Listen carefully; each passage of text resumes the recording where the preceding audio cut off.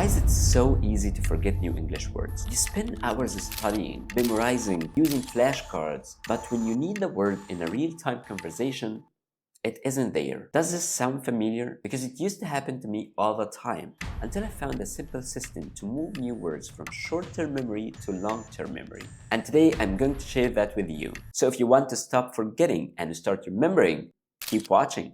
Hi, my name is Mofid, and in this channel I share with you the best methods that helped me become fluent in English fast, so you can do the same and become fluent too. In part 1 of this series, we've talked about that the first step to remembering new words is learning words in context instead of memorizing vocabulary lists. While learning new words in context is way more effective than simply memorizing word lists, our brain still needs lots of repetitions in order to move these words deep in memory so you can recognize them effortlessly when you hear them or see them again. You need even more repetitions to be able to use a specific word naturally in your speech. So after enough repetitions, the vocabulary becomes not only passive but also active. So how do you achieve this amount of repetitions? There are two main methods for this. I prefer and use the second one. Just don't forget to like this video, and let's start with method 1, spaced repetition. Spaced repetition is a learning method where you review information several times but with increasing time gaps between each review. So instead of studying something one time and then forget about it, you review it again after a few days, then after a week, then after a longer time. The idea is simple. You review the words right before you're about to forget them. The best way to do this is by using flashcards on software like Anki. Anki is a great app that works on your laptop or mobile. You can have it in different devices and sync them. And it's totally free. I used flashcards at the beginning of my English learning journey. My flashcards were really simple, just the word, its meaning, and an example. Flashcards can be very useful, especially if your level in English is a beginner or pre-intermediate, because the material you will be using normally contains basic words and expressions. There are frequent words and commonly used. So using flashcards will make it easier for you to internalize them. However, if you use Anki to memorize a word that's really not commonly used in real life, in my humble opinion, it's a waste of time. For example, I learned the word sanitizer using Anki a long time ago. I still remember it until today, but honestly, I never used it in a conversation. So, use Anki to memorize the most common English words and phrases. This will help you become fluent in English fast. Here's how to use flashcards the right way. When building flashcards, make them as simple as possible. Build 3 to 5 cards a day at most. Make your deck small, maximum 500 words. I stopped using Anki flashcards. Now I'm using method 2 to achieve repetition. Method 2, natural repetition. By natural repetition, I mean you encounter the same word over and over again through reading and listening to comprehensible input. I read and listen to English as much as I can, even if I don't have time. I must read before sleep, even for just 5 minutes. And I listen to audiobooks and podcasts whenever possible. I don't have to dedicate time for this. I can listen while I'm doing chores, or exercising, or driving. When you get exposed to authentic material in English, you will see the frequent words, the most common words, over and over again.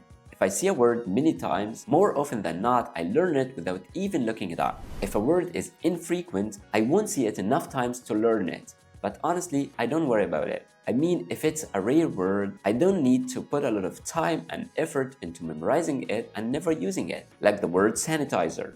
Oftentimes, I look up a word and then I forget its meaning when I see it again. So what do? I simply look it up again. Next time, I most probably won't forget it. But even if I've forgotten it a third time, I look it up again and again. If a word is common, I'll see it and hear it over and over again. But if a word or phrase is rare, I'm okay with not knowing it. You can also achieve repetition by consuming the same content many times. I used to watch the same video on YouTube once every day for a whole week. Every time I watched it again, I noticed new things that I had missed the last time. But this can be boring. If this feels boring, you can consume the same content but in different formats. For example, you read a chapter of a book and the next day you listen to the same chapter in its audiobook. A great way to find audiobooks in English is Audible. Audible is an Amazon company and it has millions of audiobooks. You can try it for free for 30 days by using the link in the description below. You should first sign up for a free account on Amazon.com even if you don't live in the US. Then you can enjoy listening to a free audiobook of your choice on Audible. Then you can keep your account and continue buying books, or you can cancel your subscription. If you cancel before the free trial ends, you can keep your free book and you will be charged nothing. Here are a few audiobooks I highly recommend listening to if your English level is B1 or above. Use new words through output practice. Now you know how to learn new words and phrases in context, and you know that by repetition, the new words will stick in your head. It's time to learn how to use them correctly in real-time conversations and how to recall them when needed. There are different methods for this. Let me show you two of them. Method 1.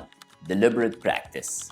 Deliberate practice is simply when you practice something intentionally and with focus. If you learned a new word today, try creating 3 sentences using it. Write them down first and take your time thinking. Then give what you wrote to an AI model like ChatGPT or Gemini and ask it for feedback.